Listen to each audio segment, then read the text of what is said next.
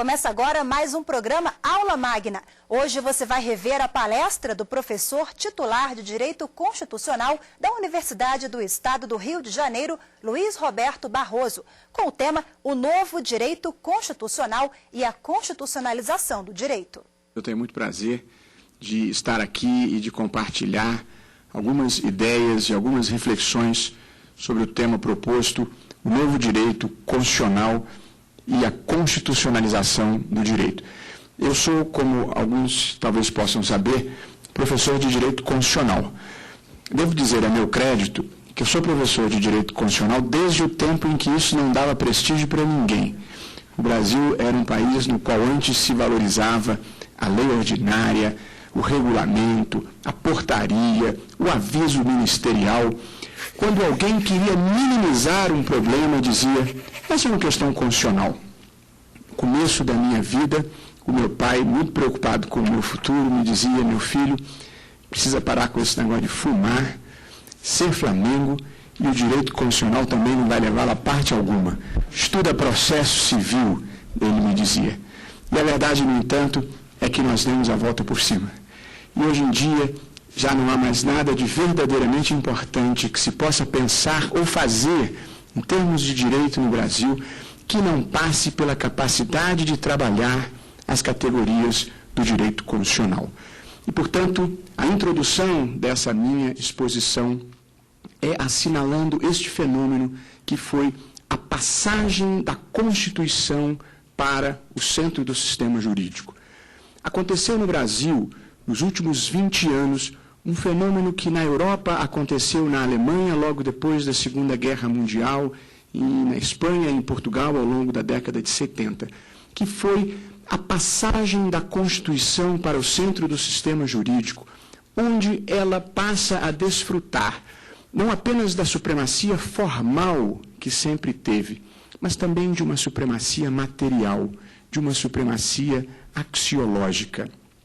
Quando a Constituição passa para o centro do sistema jurídico, dali é deslocado o bom e velho Código Civil, que por décadas a fio figurava no centro do sistema jurídico como o verdadeiro direito comum. Pois bem, a Constituição passa para o centro do sistema, dali é deslocado o Código Civil e a própria dualidade radical entre direito público e direito privado se atenua a partir do momento em que a Constituição passa para o centro do sistema jurídico.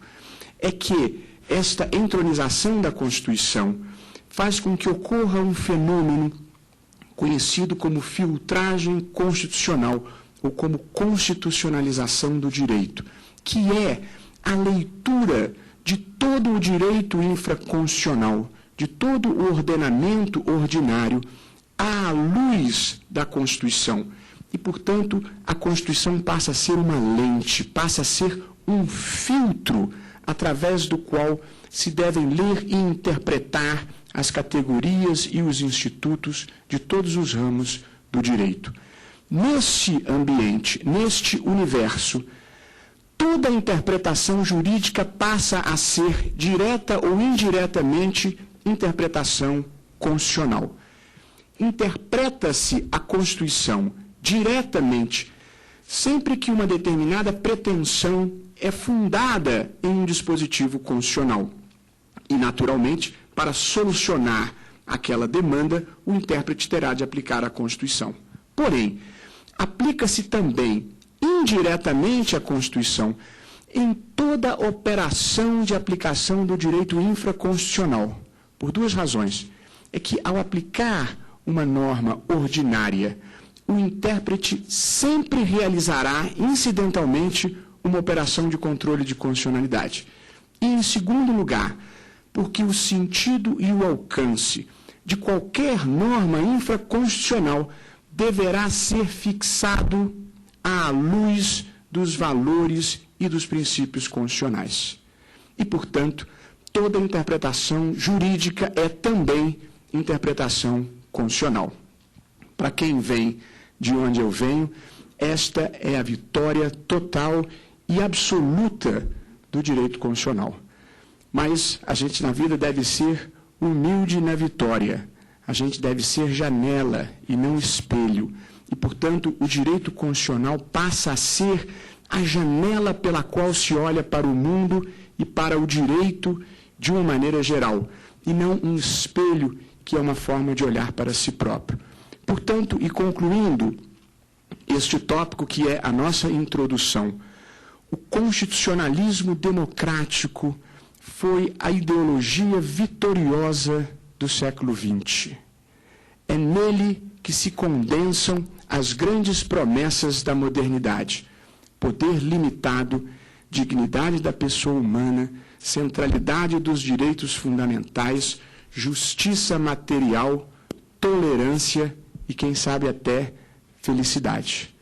Portanto, nós vivemos uma era em que o constitucionalismo democrático passou a ser um modo de observar o direito, um modo de desejar o mundo, e a Constituição passou a ser um instrumento operacional indispensável para todos os operadores jurídicos, sejam os juízes, sejam os ministros, sejam os advogados, sejam os membros do Ministério Público. Esta importância do direito constitucional pode ser ilustrada por uma passagem que me foi narrada pela professora Carmen Lúcia Antunes Rocha, hoje ministra no Supremo Tribunal Federal, mas o episódio é da época em que ela era professora na PUC de Minas, e ela disse que saía da faculdade e havia deixado a sua Constituição no banco do carona. Parou em um sinal, veio um malfeitor, um meliante, meteu a mão pela janela e furtou a Constituição da professora Carmen Lúcia. Que essas coisas não acontecem só no Rio, não. Pois ela me narrou, disse: Luiz Roberto, aquilo me deu uma alegria. Já se furtam Constituições no Brasil. Antigamente a gente deixava a Constituição em cima da mesa e aparecia uma, duas, três, quatro, todo mundo aproveitava para se livrar da sua. Agora não. Agora a Constituição já é objeto de cobiça, um objeto de desejo. Este é um bom exemplo alegórico de como a Constituição passou a desempenhar um papel fundamental na vida dos operadores jurídicos de uma maneira geral. Esta Constituição, ou este direito constitucional alçado ao centro do sistema jurídico, ele passou, nas últimas décadas, por um conjunto vertiginoso de transformações, que mudou o modo como o direito é pensado e é praticado no mundo romano-germânico de uma maneira geral. Essas transformações do direito constitucional contemporâneo podem ser narradas tendo como marcos 3 pontos bem definidos. Um marco que eu diria histórico, um marco filosófico e um marco teórico.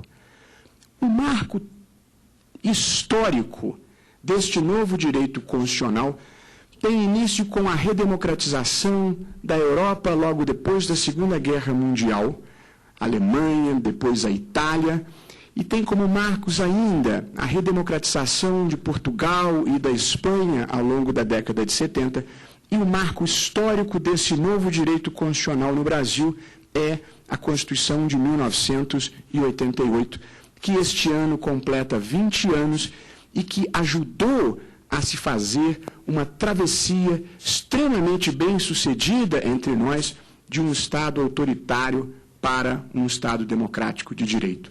Portanto, esse novo direito constitucional, a partir de uma perspectiva brasileira, tem como marco a Constituição de 1988. O marco filosófico deste novo direito constitucional é o pós-positivismo, é a superação da filosofia jurídica positivista, muito característica dos sistemas romanos germânicos e muito arraigada no pensamento jurídico brasileiro. No entanto, nos últimos 20 anos, vive-se no Brasil um processo de superação dessa visão positivista, não para desprezar a relevância da lei escrita, não para desprezar a importância da segurança jurídica, mas para constatar que nós vivemos uma época de reaproximação entre o direito e a ética, entre o direito e a filosofia. E é neste ambiente e neste universo que se vive no Brasil um momento de reconhecimento de normatividade aos princípios. Princípios como dignidade da pessoa humana, como justiça, como devido processo legal, que são, na verdade, a porta de entrada dos valores no sistema jurídico. De modo que o pós-positivismo nos liberta de uma certa dependência absoluta do texto legislado para reconhecer que há normatividade nos valores e nos princípios, ainda quando não escritos. E o pós-positivismo identifica também uma era em que a dignidade da pessoa humana passa a ser um princípio fundamental do qual se irradiam os diferentes direitos fundamentais. De modo que o ambiente do novo direito constitucional é este ambiente pós-positivista, de normatividade dos princípios, de centralidade dos direitos fundamentais, de reaproximação entre o direito e a ética.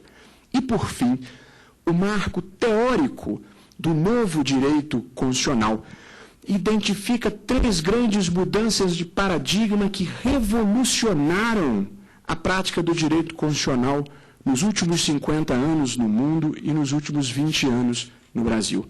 A primeira dessas mudanças de paradigma foi o reconhecimento de força normativa à Constituição. A Constituição é uma norma jurídica e nós superamos, portanto, com um atraso, mas não tarde demais, o modelo europeu tradicional em que a Constituição era compreendida como um documento político, uma convocação à atuação do legislador ou do administrador, um documento que não era dotado de aplicabilidade direta e imediata.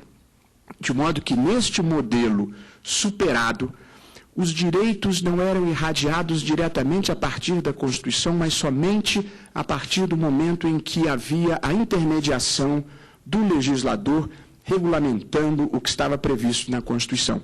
Esta visão é hoje inteiramente derrotada do ponto de vista histórico e as normas constitucionais são aplicáveis direta e imediatamente no limite da sua densidade jurídica. Isso pode parecer uma obviedade para as novas gerações, mas esta é uma revolucionária novidade no Brasil dos últimos 20 anos. A segunda mudança de paradigma situada dentro desse marco teórico foi a expansão da jurisdição constitucional no mundo de uma maneira geral e no Brasil de modo particular. No mundo de uma maneira geral, o que aconteceu depois da Segunda Guerra Mundial foi a vitória do modelo americano, norte-americano de constitucionalismo, que é o modelo fundado na centralidade da Constituição, no controle de constitucionalidade e, portanto, na supremacia judicial, porque o controle de constitucionalidade é feito por um órgão judicial.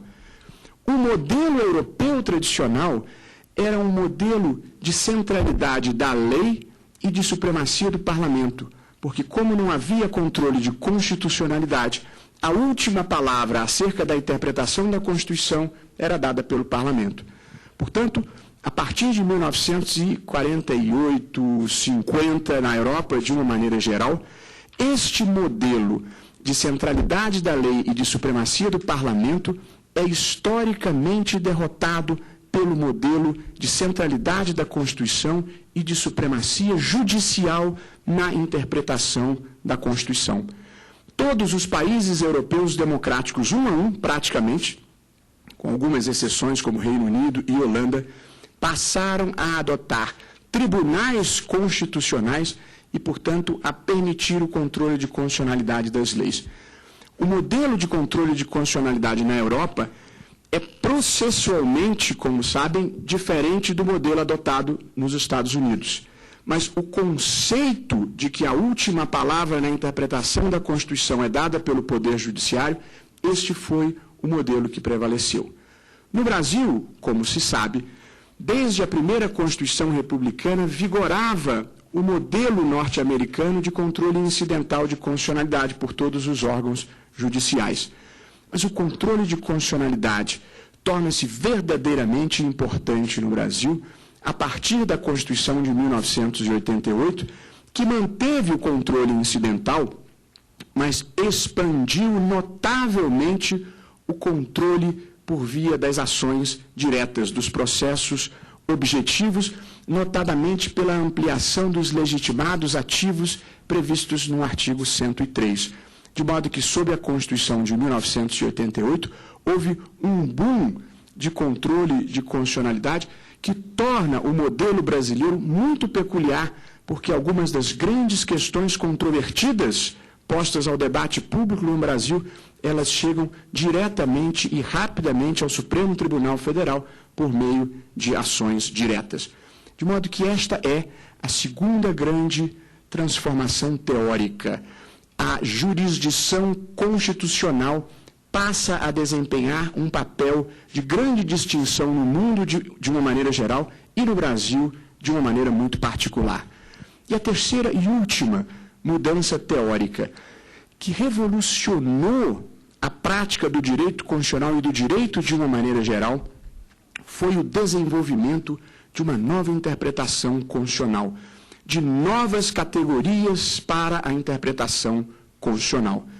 Aqueles elementos tradicionais da interpretação jurídica, gramatical, histórico, sistemático e teleológico, embora não estejam derrotados, eles se revelaram insuficientes para a interpretação constitucional e, neste âmbito da dogmática da hermenêutica constitucional, foram desenvolvidas ou aprofundadas novas categorias, como o emprego da técnica de cláusulas gerais, a normatividade dos princípios, o reconhecimento das colisões de normas constitucionais, sejam normas de princípios, sejam normas de direitos fundamentais, a necessidade da ponderação como técnica de decisão e a reabilitação da argumentação jurídica como fundamento de legitimidade das decisões criativas do Poder Judiciário. A nossa aula de hoje não versa o tema da interpretação constitucional e, consequentemente, eu não vou aprofundar essas categorias porque seria um desvio impossível. Mas gostaria de enfatizar que quem passou os últimos 20 anos sem estudar o direito, e especialmente o direito constitucional, não vai entender nada do que está acontecendo, porque as categorias mudaram, as pré-compreensões mudaram, e, portanto, quem não dominar essas novas ideias e esses novos conceitos não vai compartilhar da pré-compreensão e, portanto, não vai conseguir ter uma interlocução adequada. Pouco como uma passagem que li recentemente, em que a namorada virava para o namorado, um pouco rude a alegoria, mas ela é bem expressiva. A namorada virava para o namorado e dizia: "Você acha que eu tenho pouco peito?" E ele responde: "Não, acho que 2 está bom." Esta é tipicamente a situação em que duas pessoas estão falando a mesma língua, mas não estão dizendo a mesma coisa. Por quê? Porque a pré-compreensão do que estava sendo tratado era verdadeiramente diferente. Portanto, e aqui encerramos o segundo capítulo da minha exposição, o direito constitucional no mundo romano-germânico passou por um conjunto vertiginoso de transformações que tem como referência esses 3 grandes marcos. Um marco histórico, que no Brasil é a Constituição de 1988, um marco filosófico, que é o advento de uma cultura filosófica pós-positivista, e como marco teórico, essas 3 grandes mudanças de paradigma a que me referi. A força normativa da Constituição, a expansão da jurisdição constitucional e o desenvolvimento de novas categorias para a interpretação constitucional. É neste universo e neste ambiente que se situam 2 fenômenos que muito marcadamente assinalam o direito constitucional no Brasil contemporâneo, que são a constitucionalização do direito e a judicialização das relações sociais e das grandes controvérsias políticas da sociedade. Um fenômeno muito típico dessa era que nós vivemos no Brasil.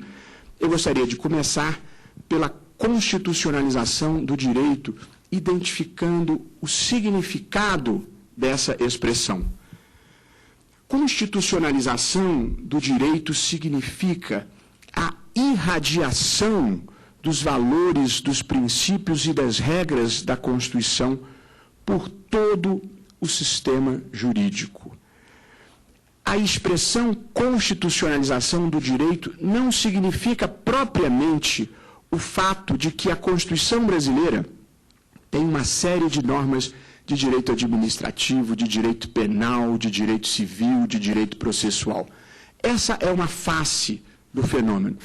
Mas eu aqui não me refiro apenas à vinda para a Constituição de normas do direito infraconstitucional. Eu me refiro ao fenômeno inverso.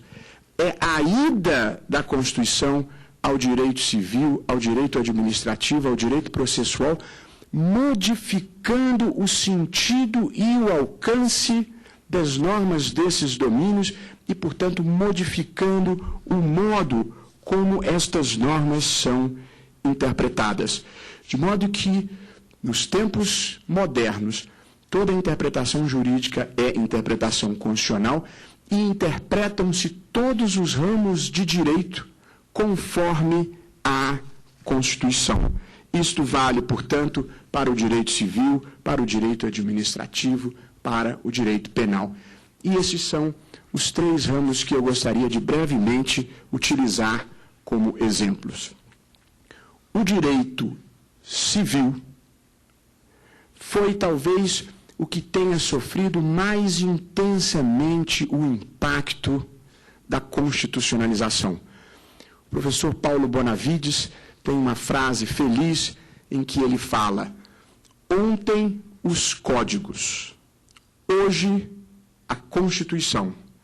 Frase que foi complementada pelo professor Eros Roberto Grau, quando disse: a vitória da Grécia sobre Roma, a revanche da Grécia sobre Roma, que foi a volta do direito público. Os gregos foram os grandes criadores do espaço público e do direito público, ao passo que os romanos foram os que desenvolveram o espaço privado e o direito privado.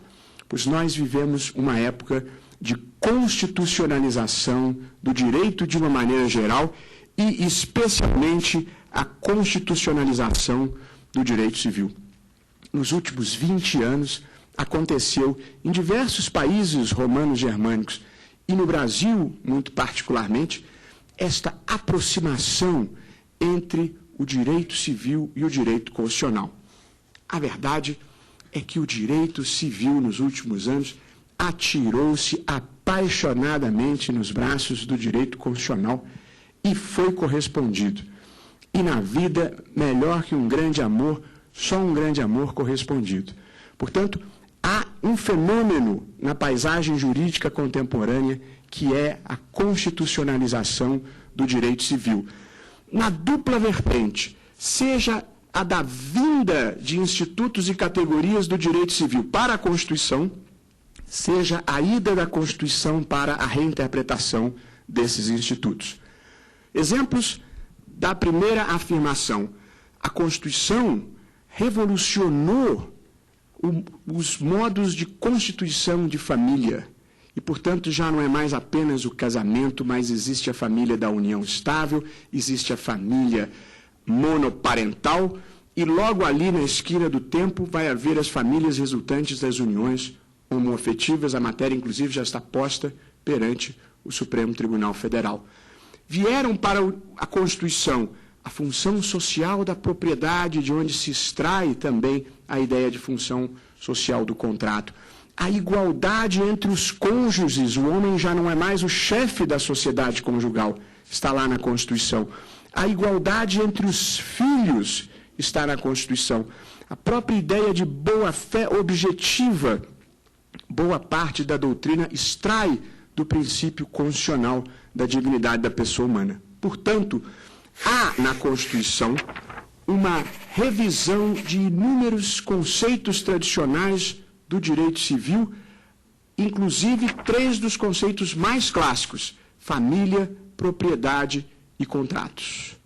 Porém, além disso, a Constituição, com o princípio da dignidade da pessoa humana, determina novo sentido e alcance para institutos tradicionais do direito civil. Opera-se aquilo que a doutrina tem referido como sendo uma repersonalização do direito civil consequente a uma despatrimonialização. Ser volta a ser mais importante do que ter.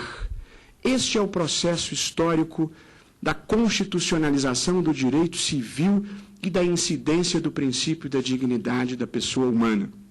Na lição kantiana, as coisas têm preço, as pessoas têm dignidade e, consequentemente, o direito, antes de assegurar a subsistência dos valores patrimoniais, ele existe para assegurar a prevalência dos valores existenciais. É claro que alguém poderá olhar a realidade à volta e talvez ter dúvida de que o ser tenha verdadeiramente passado a ser mais do que o ter. Mas é preciso ter em linha de conta, no momento em que os direitos fundamentais passam para o centro do sistema jurídico, que as ideias, inclusive as grandes ideias, levam um tempo razoavelmente longo, desde o momento em que elas conquistam corações e mentes até o momento em que elas se tornam realidade concreta. De modo que a centralidade dos direitos fundamentais e a própria dignidade da pessoa humana no centro do sistema, inclusive do direito civil, não significa, infelizmente seria até bom, que no dia seguinte as coisas passem a ser assim, mas significa que o processo civilizatório e o espírito humano chegaram a um novo patamar ético e que, portanto, agora é apenas uma questão de concretização. Estas vitórias históricas levam muito tempo. A igualdade racial levou séculos, a igualdade da mulher não tem 50 anos em mais de 10 mil anos de civilização. Portanto, é preciso ter uma certa indignação para fazer o processo social avançar e uma certa resignação para não ficar amargo. O princípio da dignidade da pessoa humana passou para o centro do sistema e, hoje em dia, ele condiciona verdadeiramente a interpretação do direito civil. São múltiplos os exemplos, eu, infelizmente, vou ter que seguir adiante. Porém, outro desenvolvimento doutrinário importante, ligado à constitucionalização do direito civil, é a aplicabilidade dos direitos fundamentais às relações privadas. Este é um dos grandes temas da atualidade. Saber se e em que medida os direitos fundamentais previstos na Constituição condicionam as relações privadas. Pode uma escola judaica recusar a matrícula de crianças não judias? Pode uma escola católica tradicional recusar a matrícula de filhos de pais divorciados? Pode o locador despejar o locatário porque ele pratica no imóvel cultos umbandistas? Pode um contrato de trabalho prever que o empregado não fará nenhum tipo de manifestação política? Pode um clube de futebol proibir o ingresso nas suas dependências dos jornalistas dos veículos A e B porque estão fazendo muitas críticas ao clube?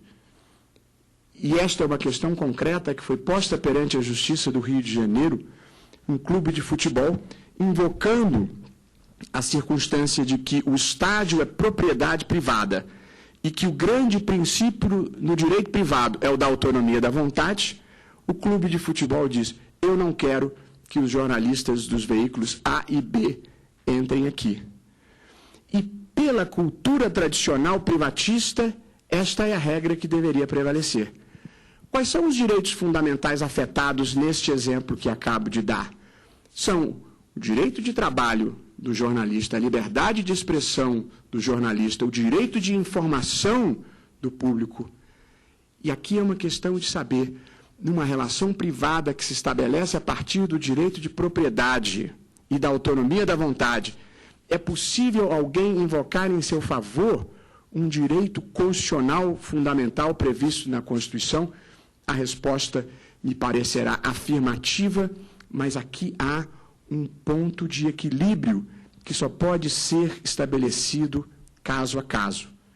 Portanto, o quanto de direitos fundamentais serão aplicados às relações privadas terá de ser determinado por ponderação, levando em conta o direito fundamental em jogo e o princípio da autonomia da vontade, que é um princípio igualmente constitucional e que rege o direito privado. Porque, embora a constitucionalização do direito seja um fenômeno positivo, ninguém achará bom constitucionalizar todos os espaços da vida. Há espaços que devem ser reservados à intimidade e à vida privada sem a intromissão do direito constitucional, aliás, sem a intromissão de direito algum. E, portanto, ninguém imaginará que um pai que encontre um livro de interesse de um dos seus 4 filhos não possa levar só um livro para casa, tenha que levar 4, senão estaria violando o princípio da isonomia. Não parece razoável isso. E se formos aplicar a todas as relações da vida o direito constitucional e o direito público, as moças bonitas e os rapazes bonitos, quando quiserem namorar, vão ter que abrir uma licitação, porque esta é a forma que o direito público impõe quando a oferta é menor do que a procura. E, consequentemente, ninguém imaginará que esta seja a forma adequada de se estabelecerem relações pessoais. Quem imaginava invocar a Constituição para este fim, sinto muito, mas vai ter que caprichar na oratória e em outros atributos, beleza interior, mas verdadeiramente ninguém achará que a constitucionalização possa ocupar todos os espaços da vida. Estes, portanto, alguns exemplos do impacto do direito constitucional sobre o direito civil com o fenômeno da repersonalização e da aplicação dos direitos fundamentais às relações privadas. No direito administrativo, a constitucionalização e a centralidade dos direitos fundamentais produziram igualmente um impacto que merece ser assinalado. Os mais antigos aqui presentes foram educados no direito administrativo, levando em conta 3 grandes princípios. O princípio da supremacia do interesse público sobre o interesse privado, o princípio da legalidade e o princípio da insindicabilidade do mérito do ato administrativo. Éramos felizes e não sabíamos, porque nada disso funciona como funcionava antes. O princípio da supremacia do interesse público sobre o interesse privado, ainda quando se possa defender que ele subsiste, e até isso se tornou polêmico, jamais poderá significar a supremacia do interesse do erário da pessoa jurídica de direito público. A única supremacia que se admite num Estado democrático é a supremacia do interesse público primário. E a supremacia do interesse público primário identifica os valores constitucionais. Portanto, ainda vale a supremacia do interesse público sobre o interesse privado, desde que o Estado seja o protagonista dos direitos constitucionais ou de interesses constitucionais. O interesse patrimonial do Estado, o interesse da pessoa jurídica, União, Estado ou município, esse não desfruta de nenhuma supremacia. Esse vai disputar e ser ponderado com o interesse privado. À luz do quê? À luz dos valores da Constituição. E atender a um direito fundamental privado contra um interesse público será prestigiar os valores constitucionais. De modo que a lógica autoritária da supremacia do poder público sobre o indivíduo já não prevalece. Hoje em dia, o poder público só desfruta de supremacia se e na medida em que esteja atuando em nome da Constituição. O segundo princípio, que era o princípio da legalidade, pelo qual o administrador só pode fazer aquilo que a lei autoriza e determina, esse princípio também já não subsiste como antes. Em primeiro lugar, porque, como vimos anteriormente, existe normatividade fora da norma legislada. Mas, sobretudo, porque, independentemente da lei, o administrador público pode e deve fazer valer a Constituição. E, portanto, a ideia de legalidade vem sendo substituída por uma ideia que, mais do que a ideia de constitucionalidade, é uma ideia de juridicidade. O administrador deve atuar em nome do direito e, mesmo quando não haja legalidade expressa, ele pode e deve atuar em nome da Constituição. Quem acompanhou a ação declaratória de constitucionalidade a propósito da resolução do Conselho Nacional de Justiça, que vedava o nepotismo, vedava o emprego de parentes até o 3º grau, em cargos em comissão e funções gratificadas, quem for ver este acórdão, relatado pelo ministro Carlos Aires Brito, verificará que esta era a discussão. Os tribunais estaduais alegavam que o Conselho Nacional de Justiça, sem lei, portanto, sem observar o princípio da legalidade, o Conselho Nacional de Justiça estava criando uma restrição de direito. E a tese que prevaleceu no Supremo Tribunal Federal foi a de que a vedação do nepotismo não precisava de lei, porque o núcleo essencial do princípio da moralidade e do princípio da impessoalidade já traziam como consequência inexorável aquele tipo de restrição. E, portanto, independentemente de lei, o administrador agiu certo ao aplicar direta e imediatamente a Constituição, estabelecendo, em nome do princípio da moralidade, uma vedação de conduta. Portanto, a ideia de legalidade já não transmite com propriedade a extensão em que o direito passou a afetar a atividade administrativa. E, portanto, fala-se hoje em um princípio da juridicidade, que inclui a Constituição e inclui até mesmo os princípios que não estejam escritos em lugar nenhum, mas que estejam incorporados ao processo civilizatório e à percepção da comunidade jurídica de uma maneira geral.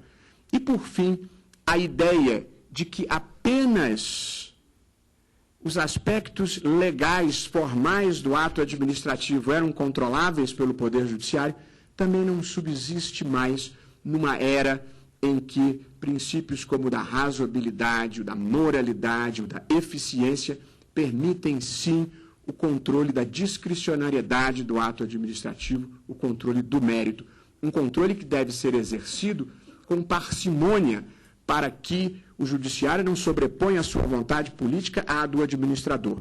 Mas certamente já não vigora mais a máxima de que apenas os aspectos de legalidade podem ser controlados. Em matéria de direito penal, a constitucionalização produz imensas consequências. Duas delas, uma está posta e uma chegou ao Supremo Tribunal Federal. A discussão posta perante o Supremo Tribunal Federal acerca da legitimidade ou não da interrupção da gestação na hipótese de feto anencefálico, de feto inviável, envolve a ideia e o fenômeno da constitucionalização do direito penal. Qual é o pedido formulado nesta ação?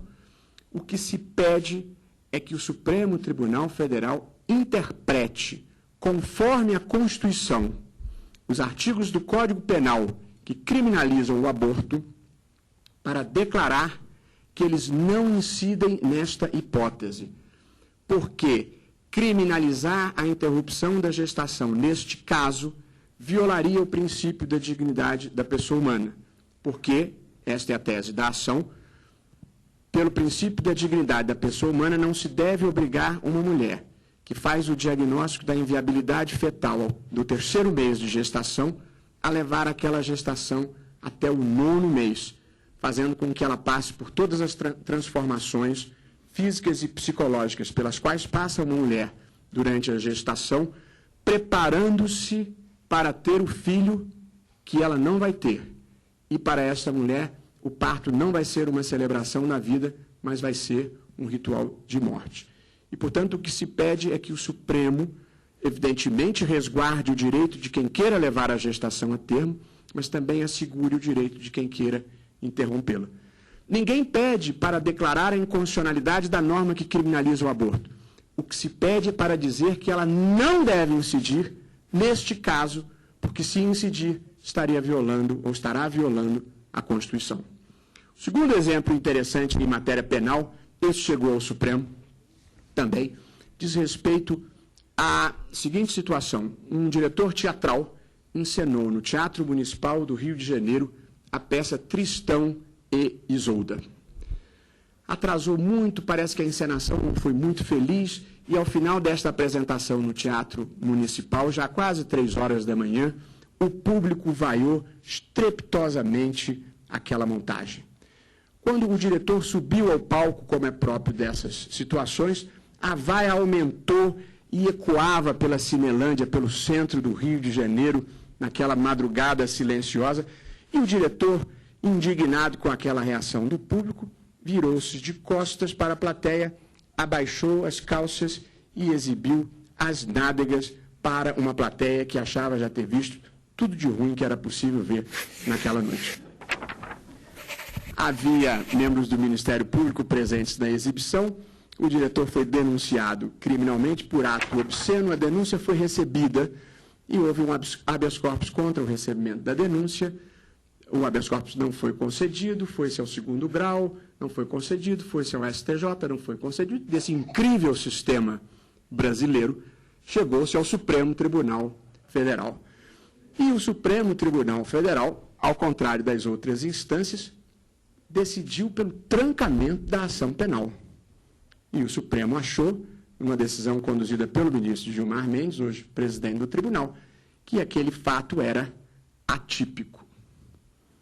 Para o meu gosto, até bem atípico, mas a linha de argumentação desenvolvida pelo Supremo foi a de que, naquela hora da noite, naquelas circunstâncias, e para um público adulto, aquela manifestação não deveria ser interpretada como um ato obsceno, mas como um exercício de liberdade de expressão. E, consequentemente, o direito fundamental à liberdade de expressão paralisava, naquele caso específico, a incidência do dispositivo do Código Penal que tipificava o ato obsceno. Vejam, apenas para exemplificar o que falaram anteriormente em outro domínio, esta é a normatividade dos princípios, sobretudo dos princípios constitucionais, em que um princípio constitucional paralisa uma incidência concreta da norma infraconstitucional sem declará-la inconstitucional. Mas, naquele caso, se ela incidisse, produziria um resultado constitucionalmente inaceitável. Portanto, e aqui eu encerro esses 3 domínios em que queria demonstrar o fenômeno da constitucionalização do direito civil, do direito administrativo e do direito penal. As categorias tradicionais desses ramos, como dos demais ramos do direito, todas elas foram afetadas de maneira drástica pela leitura constitucional do direito infraconstitucional. Lê-se o direito infraconstitucional à luz dos valores, dos princípios, das regras, das categorias básicas do direito constitucional. E com isso nós chegamos ao fenômeno seguinte, subsequente à constitucionalização, que é o da judicialização das relações sociais e das questões controvertidas, que, como disse, é uma circunstância muito brasileira do tempo presente. Eu falei há alguns minutos atrás do professor Paulo Bonavides, do querido professor Paulo Bonavides, e há dias atrás eu o encontrei e ele me narrou uma história deliciosa que vale a pena compartilhar. Ele disse que ele estava num aeroporto, o professor Paulo Bonavides, que é um ícone do direito constitucional brasileiro, já tem, talvez esteja caminhando para os 90 anos, com grande vitalidade intelectual e física ainda. E ele disse que estava no aeroporto e veio na direção dele um senhor, um cavalheiro, já bem idoso, apoiado numa bengala, andando com muita dificuldade, e virou-se para ele e disse: professor Paulo Bonavides, eu fui seu aluno. Ele disse: não, deve haver algum engano aqui. Não. Um fenômeno da atualidade brasileira é a judicialização das grandes questões nacionais, das grandes, das médias e das pequenas questões nacionais. A vida brasileira se judicializou de uma maneira geral. Há muitas razões que explicam esse fenômeno. Penso que a redemocratização, a recuperação de prerrogativas pelo Poder Judiciário. O Poder Judiciário vive um momento de vertiginosa ascensão política e institucional. A Constituição criou novos direitos, criou novas ações, criou novas hipóteses de legitimação ativa. Tudo isso aumentou a demanda por justiça na sociedade brasileira. E, numa sociedade civilizada, a justiça deve ser procurada perante o Poder Judiciário. Devo dizer, mas esta seria outra discussão, que parte da demanda por justiça da sociedade brasileira, que não é atendida pelo Poder Judiciário, é atendida por outras instâncias. A imprensa no Brasil, as comissões parlamentares de inquérito e, pior ainda, os grupos de extermínio. Há no Brasil um conjunto de processos mais ou menos patológicos que decorrem ainda da incapacidade do Judiciário de atender a toda a demanda por justiça da sociedade brasileira. Mas o Judiciário vem se aparelhando e vem procurando se capacitar para ocupar esses espaços. Não é um processo fácil, é um processo que precisa enfrentar muitos obstáculos. Mas eu dizia, hoje no Brasil, as grandes questões, algumas grandes políticas públicas de governo tiveram seu último capítulo no Supremo Tribunal Federal. Por exemplo, a reforma da Previdência, uma emenda constitucional importante do governo, foi decidida a constitucionalidade ou não da cobrança da contribuição dos inativos pelo Supremo Tribunal Federal. A reforma do Poder Judiciário, a criação importante do Conselho Nacional de Justiça teve o seu último capítulo perante o Poder Judiciário. Questões relacionadas à separação de poderes, o que podem e o que não podem fazer as comissões parlamentares de inquérito, podem quebrar sigilo, mas não podem decretar indisponibilidade de bens. Quem demarcou esses espaços foi o Supremo Tribunal Federal. Se o Ministério Público pode ou não pode conduzir diretamente a investigação criminal, quem vai decidir vai ser o Supremo Tribunal Federal. Questões importantes associadas a direitos fundamentais, como progressão de regime, no caso de crime hediondo, pesquisas com células-tronco embrionárias, interrupção de gestação, liberdade de expressão e manifestação de ódio racial, todas essas são ou foram questões já postas perante o Supremo Tribunal Federal. Questões do dia a dia da vida, legitimidade ou não da cobrança de assinatura básica de telefonia, tarifa de transportes públicos, mensalidade do plano de saúde. A vida brasileira, como eu disse, se judicializou amplamente. E isto traz uma questão importante e que era negligenciada no Brasil, mas agora passou à ordem do dia, que é a da legitimidade democrática do Poder Judiciário. O que o Judiciário pode e deve e o que o Judiciário não pode e não deve. A eterna disputa em todos os países que têm jurisdição constitucional entre o ativismo judicial e a autocontenção judicial. Sempre observando que a grande objeção que se faz à atuação do Judiciário, sobretudo quando declara uma norma inconstitucional, é a assim chamada dificuldade contramajoritária, para utilizar a expressão de Alexander Bickel. O que quer dizer isso? Quer dizer que o Judiciário, que é composto de membros não eleitos, atua para invalidar atos do Poder Legislativo cujos membros foram eleitos e do Presidente da República, por vezes eleito com mais de 50 milhões de votos. Portanto, há uma tensão entre a atuação do Judiciário e o processo político majoritário nessas situações. O Judiciário vive no Brasil um momento importante de expansão, porque a democracia não é apenas a garantia do governo da maioria, não é apenas o princípio majoritário. A democracia é também o respeito aos direitos fundamentais, inclusive das minorias, e a preservação das regras do jogo democrático.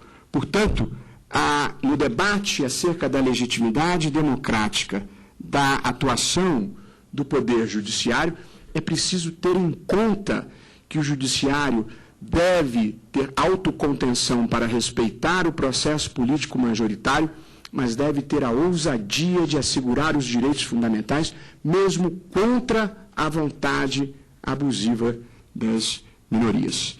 Eu preciso concluir.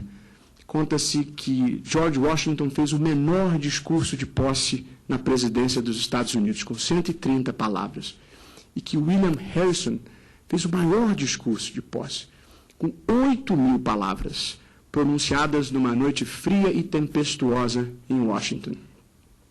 William Harrison morreu 30 dias depois de uma gripe gravíssima que contraiu naquela noite.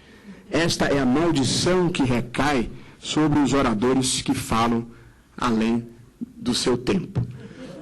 A constitucionalização do direito e a judicialização que ocorre no Brasil, elas são legítimas na medida em que o judiciário atue para suprir o déficit de legitimidade dos outros poderes, para assegurar direitos fundamentais e para assegurar as regras do jogo democrático. O judiciário, no entanto, não pode suprimir o jogo político nem a prevalência da vontade majoritária quando ela seja legitimamente manifestada. Uma frase feliz de Gilberto Amado: querer ser mais do que se é ser menos. Portanto, o judiciário deve ter ousadias e deve ter prudências, e o difícil é saber quando é que se deve ter a ousadia e quando é que deve se ter prudência.